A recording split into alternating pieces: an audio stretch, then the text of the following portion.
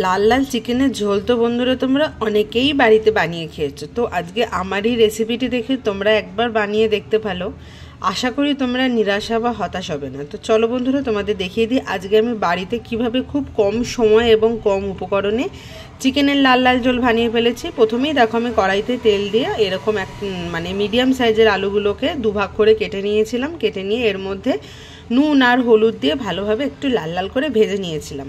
আজকে চিকেনটা না একটুখানি অন্য টাইপের করার চেষ্টা করব, যাতে খুব কম সময় এবং খুব তাড়াতাড়ি হয়ে যায়। ঘরে যদি কোনো অতিথি আসে তাহলে তাদের যেন পরিবেশন করতে খুব একটা বেশি দেরি না হয়। প্রথমেই দেখো আলুগুলোকে তো আমি বললাম তোমাদের লাল লাল করে ভেজে নিয়েছি এবং ভেজে নিয়ে তুলে রাখছি।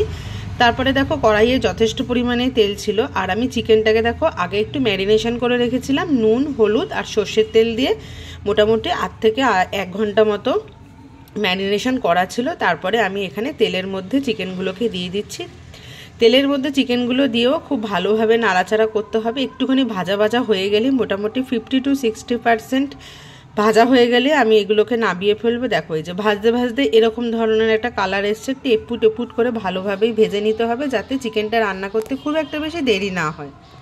তো বন্ধুরা মাংসগুলো আমার ভাজা হয়ে গেছে এবং ভেজে আমি একটা পাত্রে তুলে রাখলাম। এরপরে কড়াইয়ের মধ্যে তেল ছিল, কারণ মাংস ভাজার ফলে অনেকটাই তেল মাংস থেকে বেরিয়েছিল। এরপরে আমি এর মধ্যে দিয়ে দিয়েছিলাম এলাচ দারচিনি লবঙ্গ ফোড়নের জন্য। তারপরে এখানে আমি মোটামুটি 5-6টা মতো মিডিয়াম সাইজের পেঁয়াজ এরকম ঝিরিঝিরি করে কুচিয়ে নিয়েছিলাম। কুচিয়ে নিয়ে এবার কড়াইয়ের মধ্যে আবার পেঁয়াজটাকে একটু ভালোভাবে লাল লাল করে ভেজে নেব। দেখবে তোমরা বন্ধুরা খুব কম সময়ে এটা আমার রান্না করা হয়ে যাবে, কারণ এদিকে আমার তো মাংসটা ভাজাই আছে আর আলুটাও ভাজা আছে, বেশিক্ষণ লাগবেই না আমাদের রান্না করতে। এরপরে দেখো পেঁয়াজটাকে ভালোভাবে ভাজা ভাজা হয়ে যাওয়ার পর এরপরে আমি এর মধ্যে কিছু কিছু মশলা অ্যাড করে দেবো। এখানে আমি মশলার মধ্যে অ্যাড করেছি আদা রসুন বাটা, লঙ্কা বাটা। দেখো এখানে আমি প্রথমে অ্যাড করলাম হচ্ছে আদা রসুন বাটা দিয়ে আবার একটুখানি ভালোভাবে নেড়ে চেড়ে নিতে হবে, কারণ আদা দেওয়ার সঙ্গে সঙ্গে দেখবে এমনিতেই তো মাংসটা ভাজার পরে কড়াইতে একটুখানি লেগে গেছে। আর এরপরে আমি এর মধ্যে দিয়ে দিলাম হচ্ছে জিরে গুঁড়ো, ধনে গুঁড়ো, এরপরে দিয়েছিলাম হচ্ছে লঙ্কার গুঁড়ো, কাশ্মীরি লঙ্কার গুঁড়ো, এরপরে দিয়েছি আমি দেখো কাঁচা লঙ্কা বাটা আর হচ্ছে হলুদ গুঁড়ো। তবে আমি এখানে চিকেনটা একদম কাঁচা লঙ্কা দিয়েই করেছি, আর কালারের জন্য আমি দিয়েছিলাম এখানে কাশ্মীরি লঙ্কার গুঁড়ো। তবে রান্নাতে এরকমভাবে লাল লঙ্কার গুঁড়ো না দেওয়াই ভালো, ওই জন্য আমি এখানে একদম কাঁচা লঙ্কা পেস্ট করে রেখেছিলাম, সেটাকেই আমি এর মধ্যে অ্যাড করেছি। এরপরে আমি একটুখানি গরম জল করে নিয়েছিলাম। গরম জল করে গরম জলটাকে এই পেঁয়াজের মধ্যে এই মশলার মধ্যে ঢেলে দিলাম, কারণ তা না হলে কড়াইয়ে লেগে যাওয়ার সম্ভাবনা থাকে। এরপরে আমি যে চিকেনগুলোকে ভেজে নিয়েছিলাম সেই চিকেনগুলোকে আমি এরপরে এর সাথে অ্যাড করে দিচ্ছি। অ্যাড করে দিয়ে খুব ভালোভাবে মশলার সাথে নাড়াচাড়া করতে হবে, যাতে চিকেনের মধ্যে সমস্ত মশলাগুলো ঢুকে যায়। দেখবে খুব কম সময়ে হয়ে যাবে, তোমাদের বলছি মোটামুটি 8 ঘন্টার মধ্যে চিকেন রান্না করা হয়ে যাবে। আর একটাই উপায়, কেবলমাত্র চিকেন ভেজে। এরপরে চিকেনটা একটুখানি মশলার সাথে কষানোর পর এরপরে আমি আলুগুলো দিয়ে দিয়েছি। আলুগুলো দেওয়ার পরেও এখানে 1 থেকে 2 মিনিট মতো ভালোভাবে কড়াইয়ের মধ্যে নাড়াচাড়া করতে হবে, যাতে আলুর মধ্যেও মশলাগুলো ঢুকে যায়। এরপরে আমি পরিমাণ মতো জল দিয়ে দেবো, তবে জল অবশ্যই গরম জল দেবো। আমি আগে মশলা কষানোর সময় একটুখানি জল দিয়েছিলাম।